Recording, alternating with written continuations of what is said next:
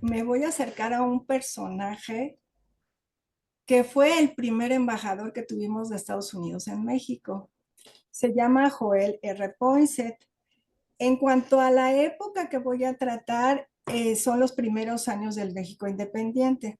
Este tema se vincula con mis intereses de las relaciones diplomáticas de México con otros países en el siglo XIX. También se relaciona con las biografías y con la historia del libro. Ahorita lo van a ver más adelante. Todos sabemos que la relación entre Estados Unidos y México siempre ha sido una relación sumamente compleja, siempre, desde que empezó hace 200 años. Ok, entonces aquí ya tenemos a Poinsett y vamos a empezar un poco recordando, ¿quién no conoce esa famosa frase de Porfirio Díaz que decía, pobre México, tan lejos de Dios y tan cerca de los Estados Unidos? Bueno, pues esa frase la traemos a colación porque justamente vamos a hablar de todo este asunto, ¿no? Vamos a empezar hablando de los datos biográficos de Poinsett. Bueno, Poinsett nació todavía en el siglo XVIII, el 2 de marzo de 1779, y va a morir en 1851, 12 de diciembre, a los 72 años, o sea que vivió una vida bastante larga. Nació en Carolina del Sur, en Charleston, y va a morir también en Carolina del Sur, pero en Statesburg. Es descrito como un hombre de mundo, es botánico y estadística, es miembro de la Cámara de Representantes de los Estados Unidos, fue el primer viajero y diplomático anglosajón del México independiente. Fue también el primer enviado extraordinario y ministro plenipotenciario, que digamos que es el cargo que se usaba en ese entonces, pero es el sinónimo de un embajador, ¿sí? Fue físico, fue botánico y fue político. Además, él estaba muy interesado en la carrera de las armas, eso ya no lo puse aquí, pero quería estudiar, pero no se pudo meter a eso por una cuestión de salud. Y su padre había sido un médico muy famoso. Entonces, digamos, también se asoma un poquito a estudiar medicina, pero finalmente no se decide por nada de ello, ¿no? Venía de una familia muy acaudalada, de una familia de la élite calvinista. Y esto fue o sea, una particularidad en Poinsett, una cuestión que le benefició muchísimo, porque como tenía muy buenos recursos, digamos, o sea, era muy rico, venía de una familia muy rica, entonces él pudo viajar, Pipoya 2015 de grande 82 a. pudo viajar por Europa eh, casi Sí, a los 20 años, ¿no? Y dígame, además porque estoy en la conferencia, dígame, por favor. estudió en Inglaterra, ¿no? Entonces, Y a las 10:30 por ahí. Gracias, muy amable. Bye. bueno, entonces les decía, es de una familia pudiente y eso le permite a él el viajar en Europa y recorre casi toda Europa, conoce gente muy importante, conoce a Alejandro de Humboldt en Europa, ¿no?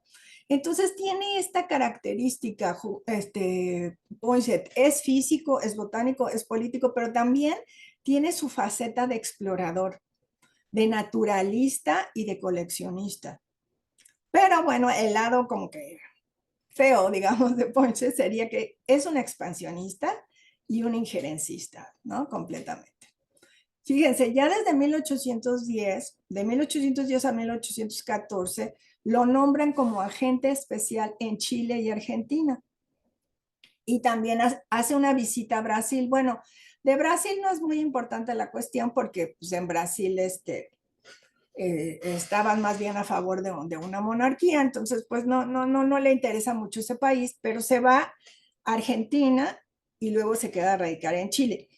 Lo que pasa es que en Argentina encuentra que hay una influencia muy fuerte británica, de los británicos, ya para esa época, ¿eh?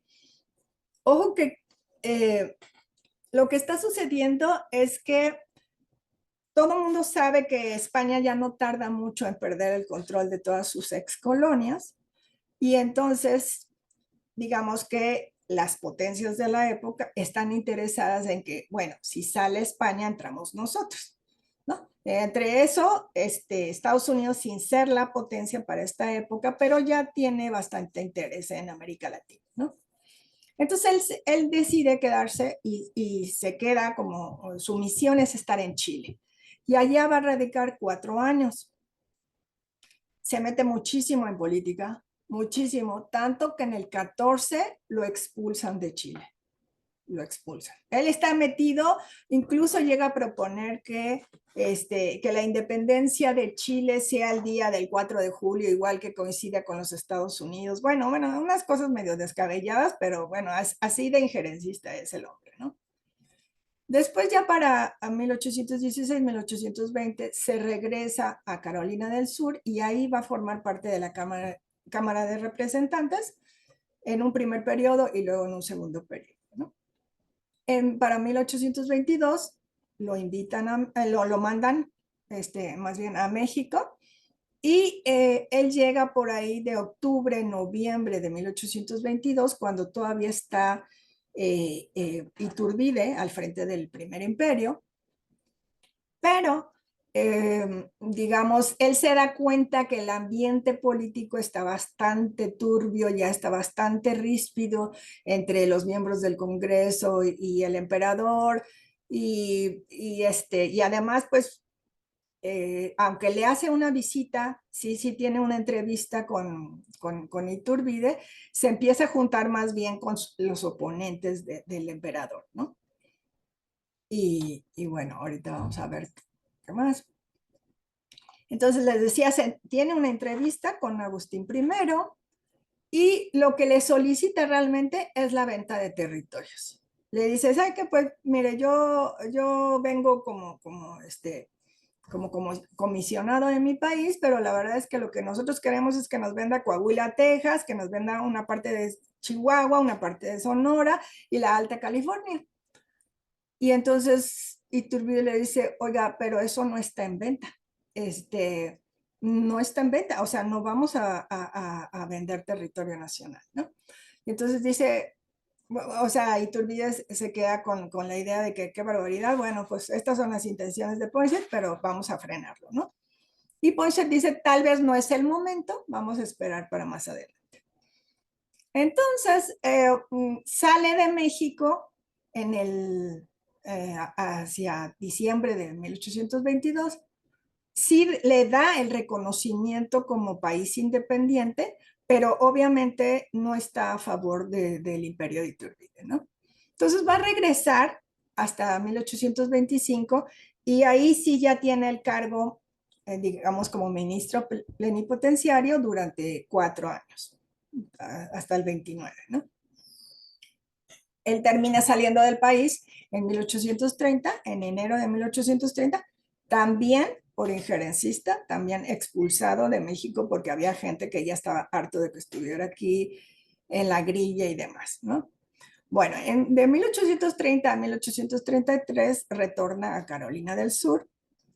De 1837 a 41 es nombrado como secretario de guerra y tiene mucho que ver con las guerras seminolas y la eliminación de los amerindios al oeste del Mississippi.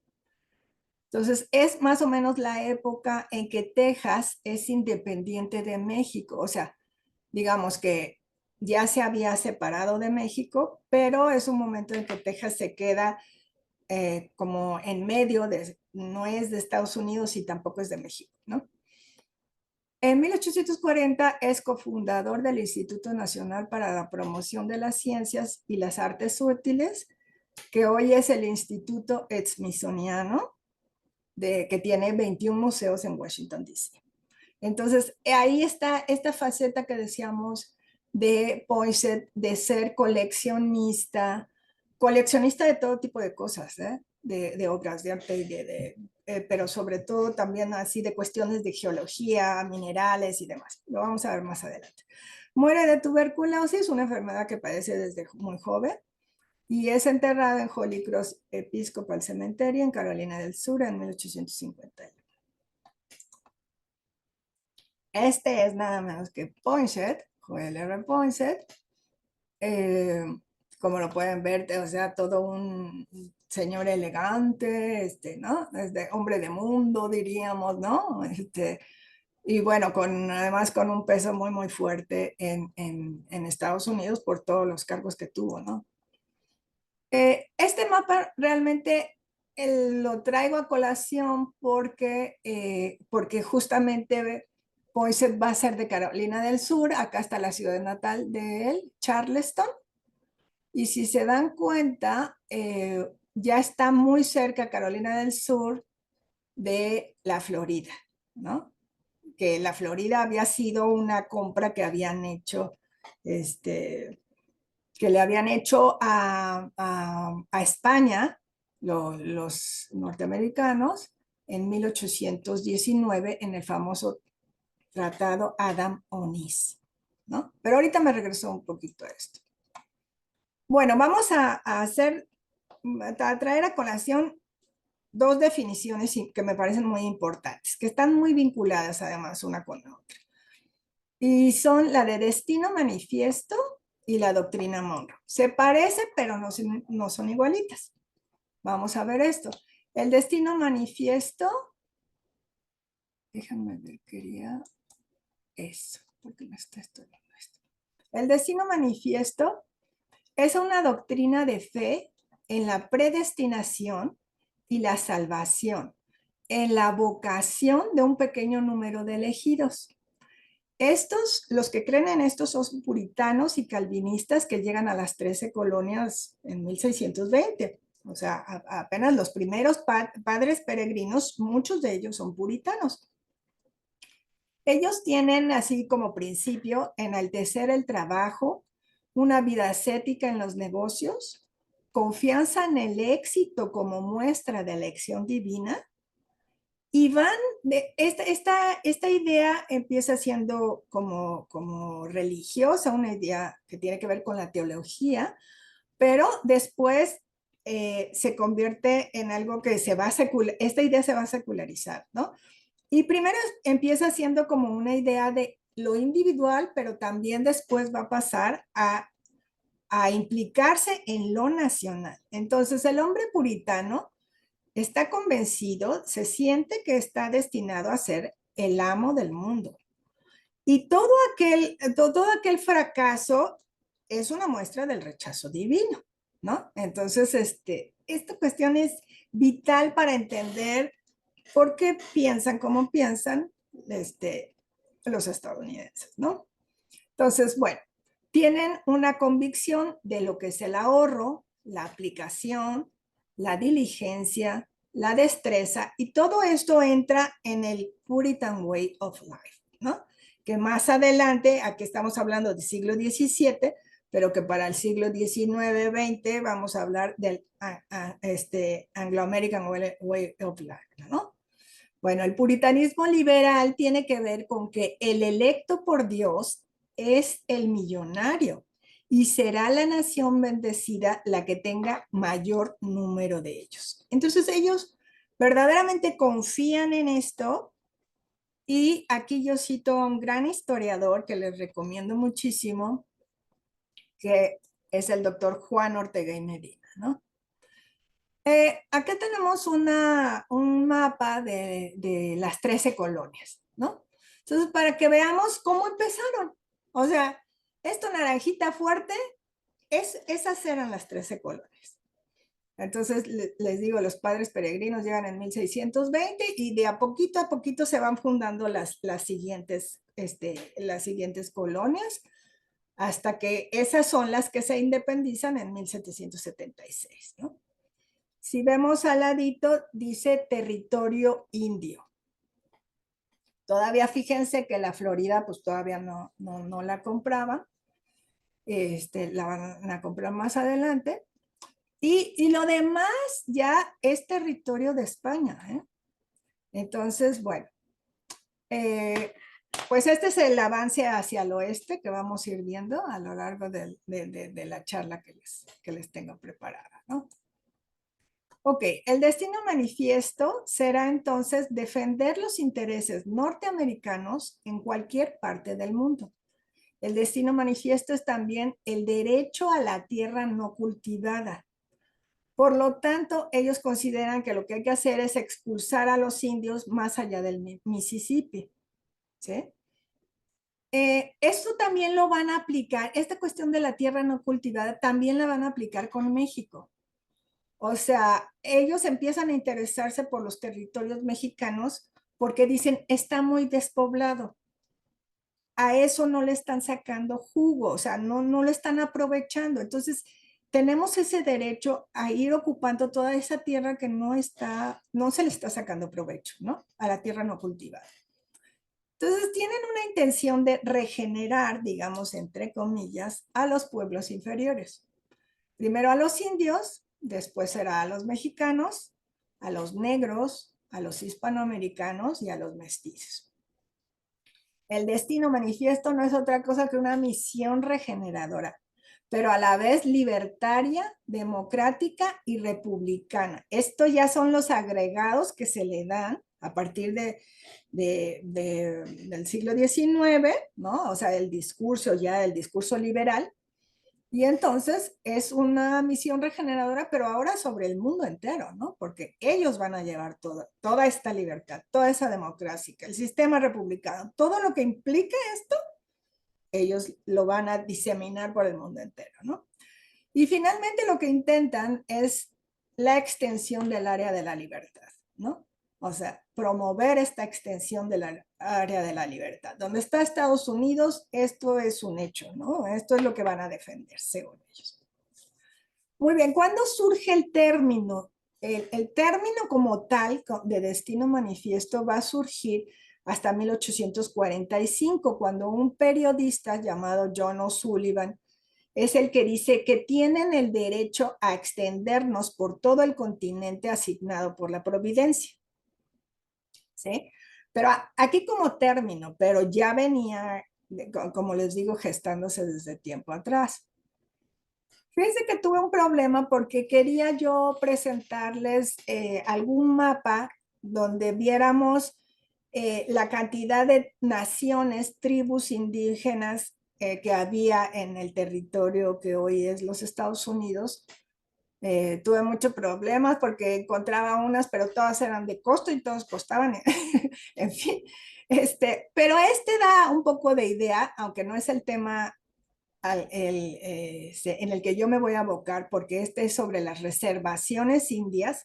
O sea, digamos, este es el final de esas naciones indias que estaban ahí antes de que llegaran los primeros peregrinos, ¿no? Antes que se fundaran las 13 colonias, ya había una cantidad de tribus indígenas impresionantes, más de 570, algo así. Eran varios millones de población. Y aquí se ve más o menos algunos de los nombres que nos pueden más o menos sonar, ¿no? Hasta acá arriba, los iroqueses, tenemos los cherokees más abajo, los semínolas estarían aquí en la Florida. Si subimos un poquito hay otros cherokees también. Aquí están, por ejemplo, arribita de Texas, los Osage. Ahorita les voy a decir por qué, porque voy a hacer alusión a una película que tiene que ver con eso. Los Kikapús, por ejemplo, le pidieron permiso a Maximiliano para entrar a México, ¿no? Para ver si les podía ceder alguna tierra en México. Bueno, en fin, hay muchos grupos, ¿no? Los que más conocemos, los Pápagos, los Apaches, ¿qué otros?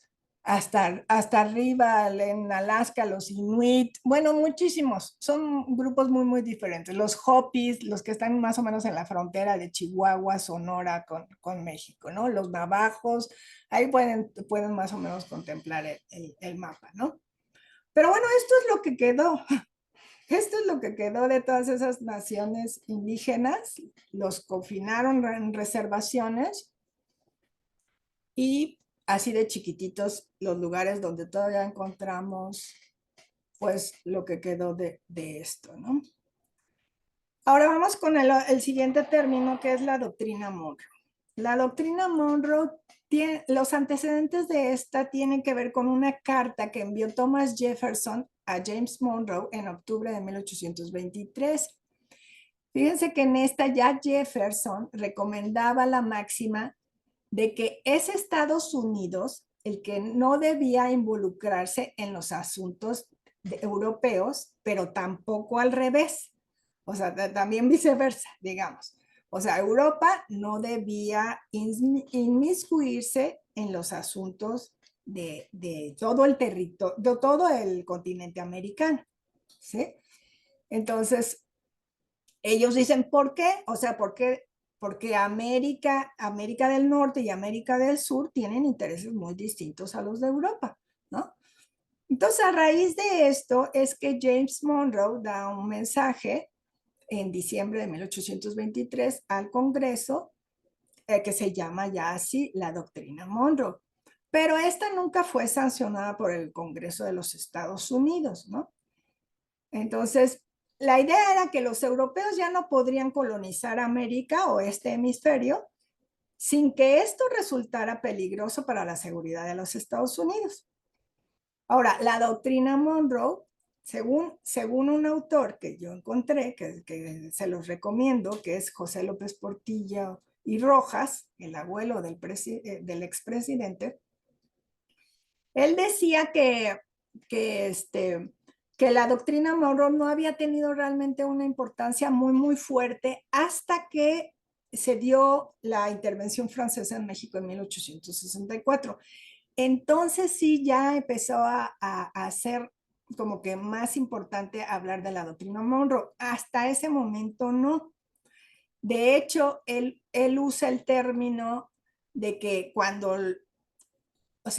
Monroe saca esta doctrina, realmente era una fanfarronada, porque Estados Unidos era una cosita así, o sea, todavía eran muy chiquitos para ese entonces, pero ya tenían esta ambición que bueno, a lo largo de todo el siglo XIX van a ir incrementando y haciendo todo lo posible para que esto sea una realidad, ¿no? Entonces, la doctrina Monroe tiene que ver con el hemisferio occidental, que el hemisferio occidental es la esfera de interés de los Estados Unidos, ¿no? Ahora, como otra cuestión que tiene Poinsett es que en su primer viaje a México en 1822,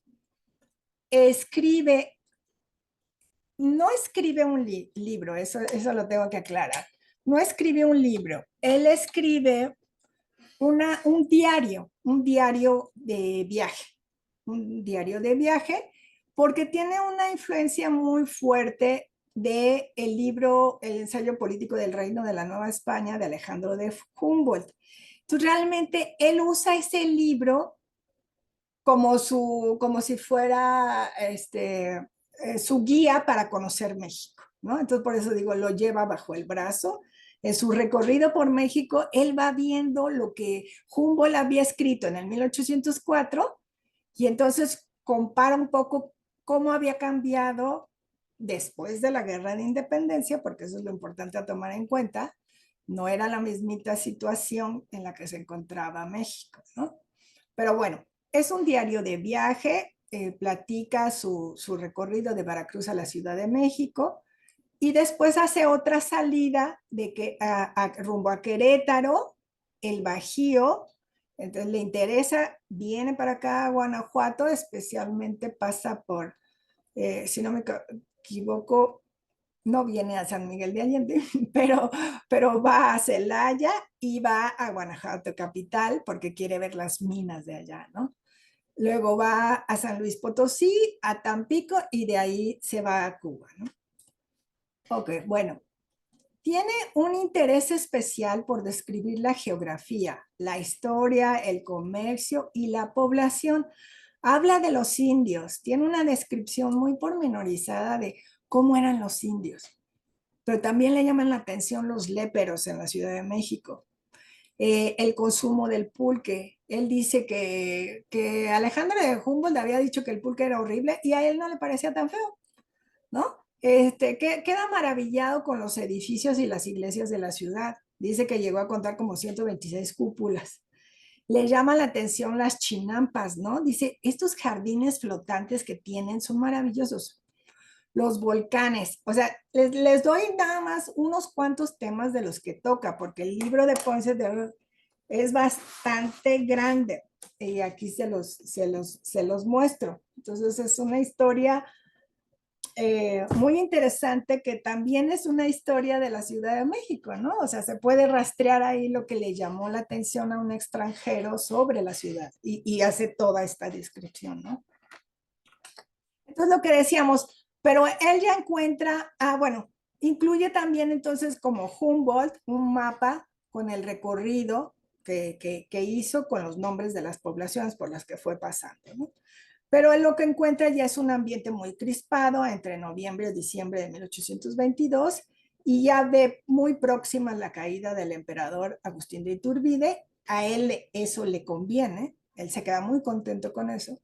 Y además comienza a establecer contactos con gente que puede servirle en adelante, ¿no? Muy bien, su papel ya como enviado extraordinario y ministro plenipotenciario. Uno de sus objetivos va a ser firmar un tratado comercial. Creo que esto ya no lo puse aquí, pero eso es de lo más importante.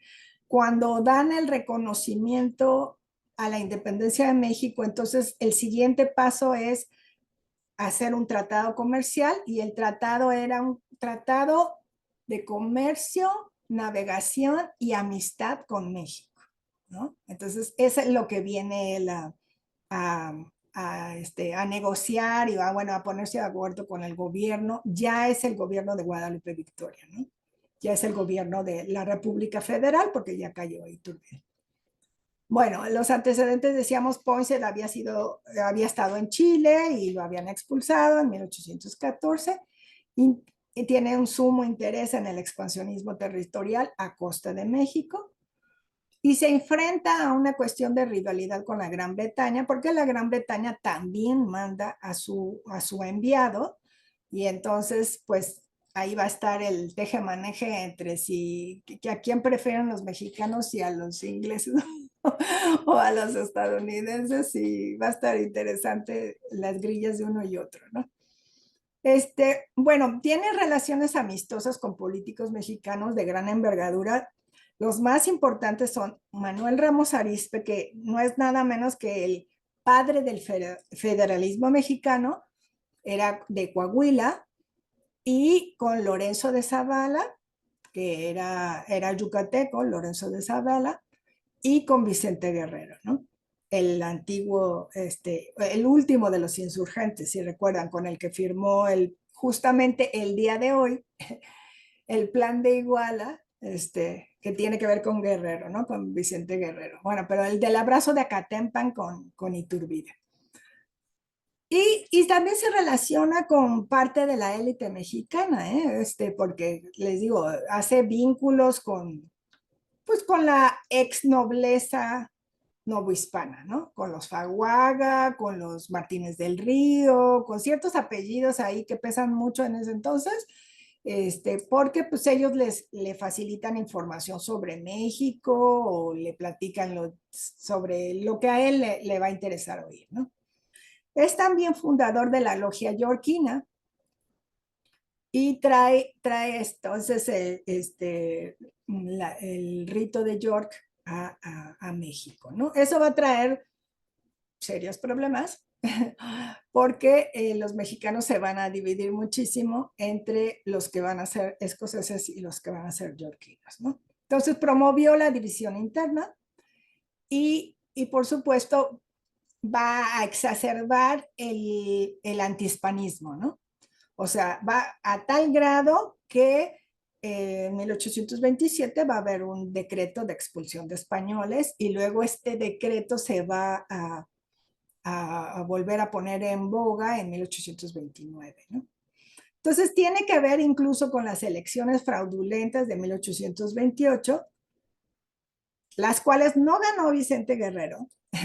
En 1828 las elecciones las ganó Gómez Pedraza, pero como Gómez Pedraza no era del agrado de Lorenzo de Zavala, del grupo de Lorenzo de Zavala, de Poinsett y de los yorquinos, entonces ellos deciden desconocer a Gómez Pedraza y entonces sube Vicente Guerrero como presidente.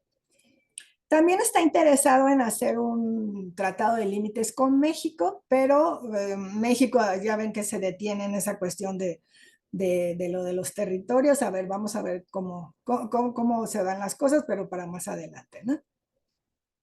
Hasta su expulsión de México, que es a finales de 1829, en enero de 1830 ya se regresa a Estados Unidos, ¿no?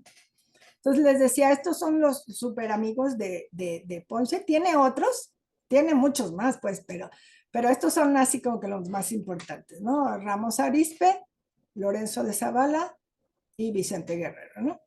Y Lorenzo de Zavala van a ver que es muy, muy importante, sobre todo más adelante.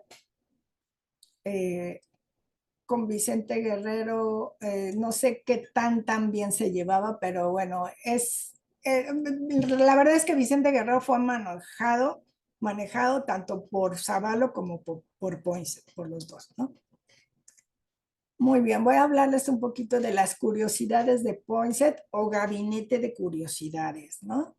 El Poinsett que es light, digo yo, el Poinsett bueno, digamos, entre comillas, es ese que es el viajero, el explorador, el naturalista, el coleccionista, le interesa ver todos los minerales de México, les digo, por eso hace ese viaje a Guanajuato e incluso lo relata mucho en el diario, ¿no?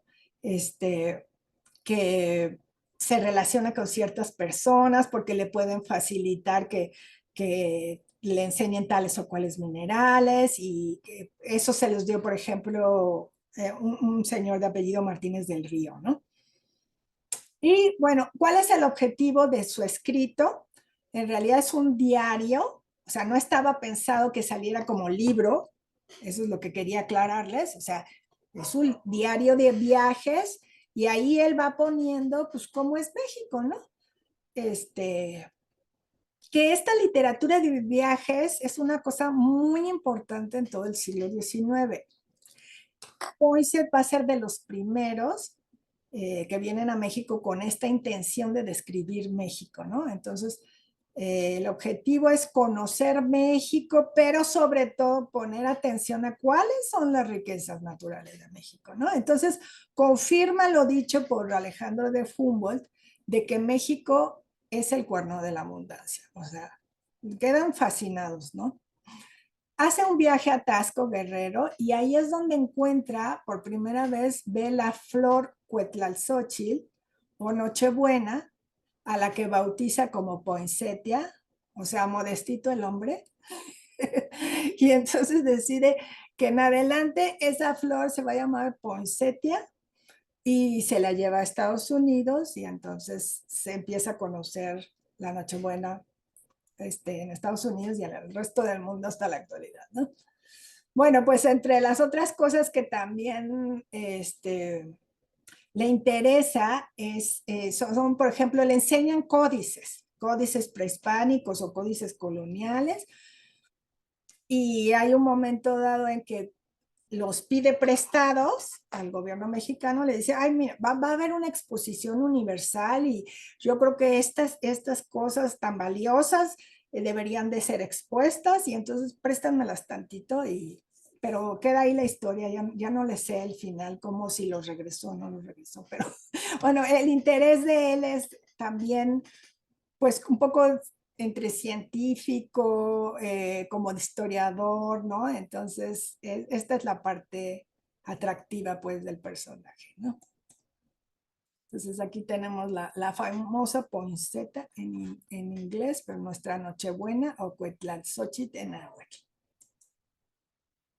Y aquí está, bueno, este es el códice Boturini o el de la tira de la peregrinación, pero no solo para darles un ejemplo de los códices que pidió prestados, ¿no? Consideraciones finales, vamos a ver. Poinsett vivió en una época de oro del expansionismo territorial hacia el oeste, ¿no? Realmente Estados Unidos se dio cuenta de que quería territorios y solo había tres formas de apropiárselos. O que se las cedieran, o comprarlas, o hacer la guerra justa. ¿Sí? Y es que así empezó todo. En realidad, los primeros, digamos, después de la fundación de las 13 colonias, a los primeros a los que les compró territorio fue a los británicos, ¿no? Y después a Francia, y después a España, y después a México, y después a Rusia, ¿no? Y en fin, así. Entonces, eso se me olvidó platicarles, porque incluso cuando el hecho de la doctrina Monroe era porque Rusia también tenía intenciones de extenderse hacia abajo. Entonces, un poco en contra de la coalición que había entonces, que era la Santa Alianza, es que James Monroe dijo, no, vamos a dar la doctrina Monroe para que Europa ya no pueda de hoy en adelante, digamos, tener injerencia en todo el continente americano, ¿no? Entonces, esto es importante, ¿no? Bueno, esta época es también la de la creencia en la superioridad del hombre blanco, o esta época y la actual, apoyó concretamente las guerras seminolas en la Florida, o sea, la eliminación de los indios, y todo esto es la confirmación del destino manifiesto, ¿no? Y es que les decía, las guerras seminolas se dieron en la Florida, ¿no? Pero bueno, el hecho era, a la par que el hombre blanco se va a ir extendiendo hacia el oeste, pues hay que hacer a un lado a los indios que les estorban, ¿no? Entonces, pues hasta el mapa que vimos que los dejaron en unos cuantos y en unas reservaciones, ¿no?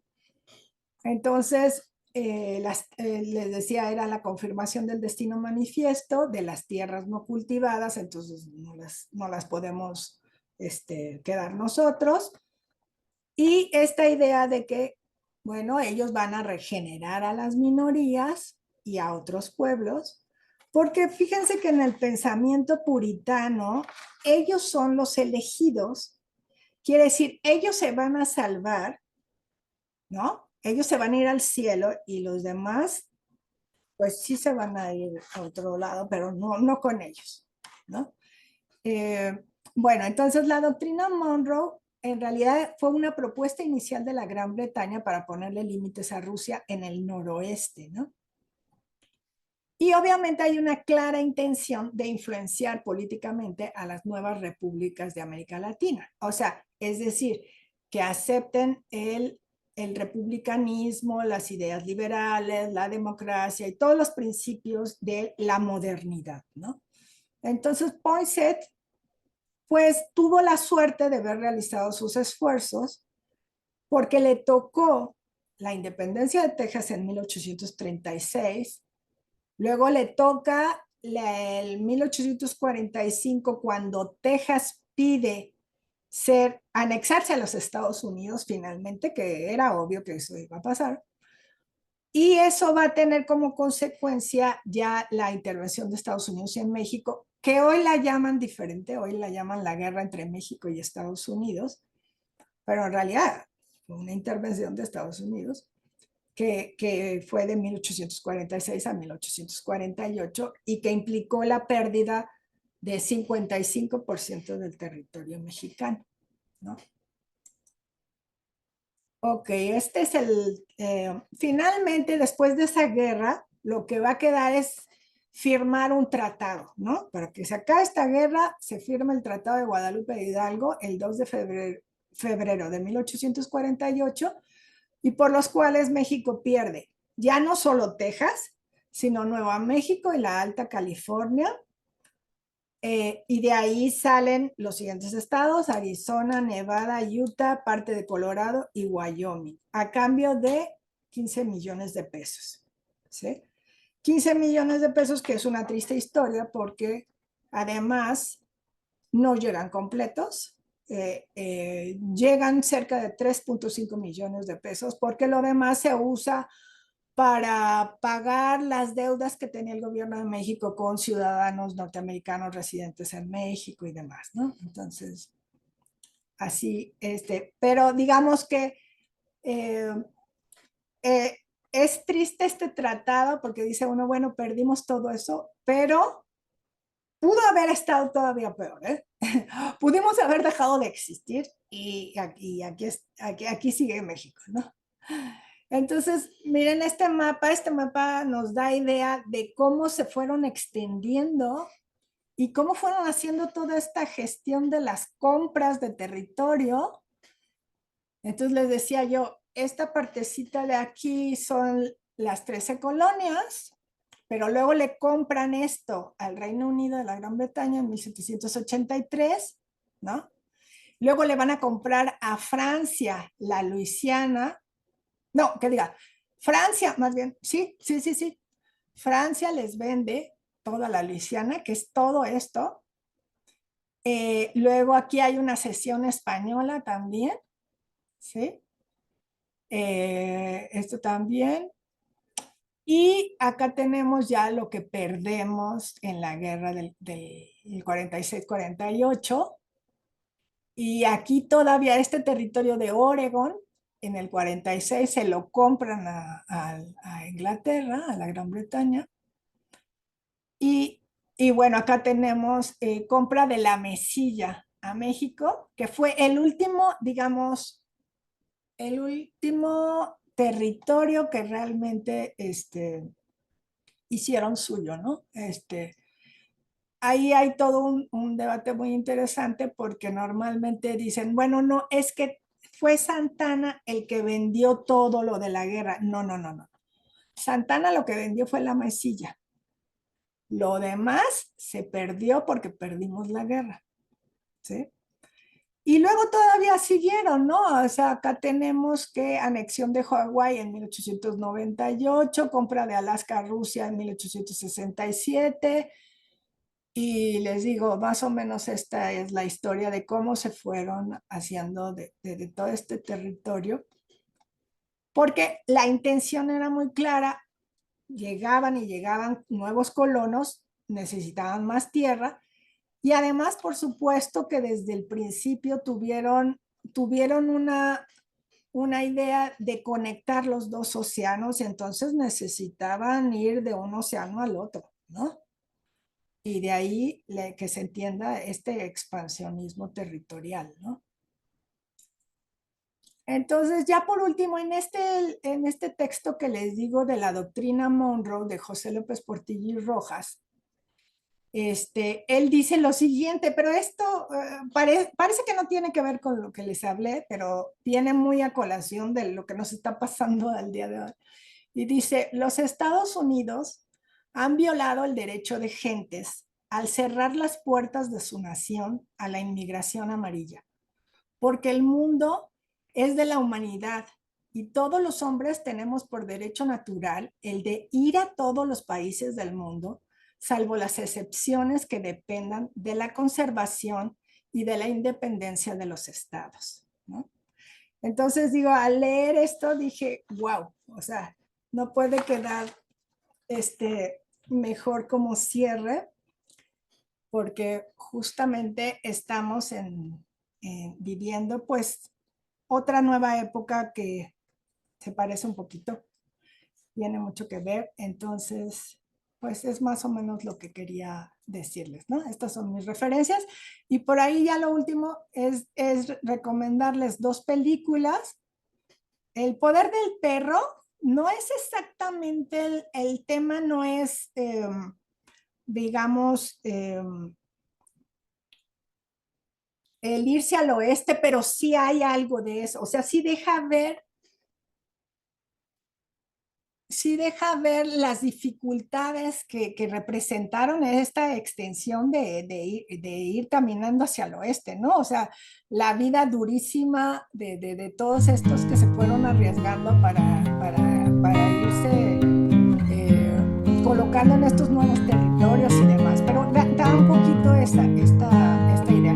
Y la otra es la de los asesinos de la luna de las flores, porque ahí justamente habla de las tribus de los Osage,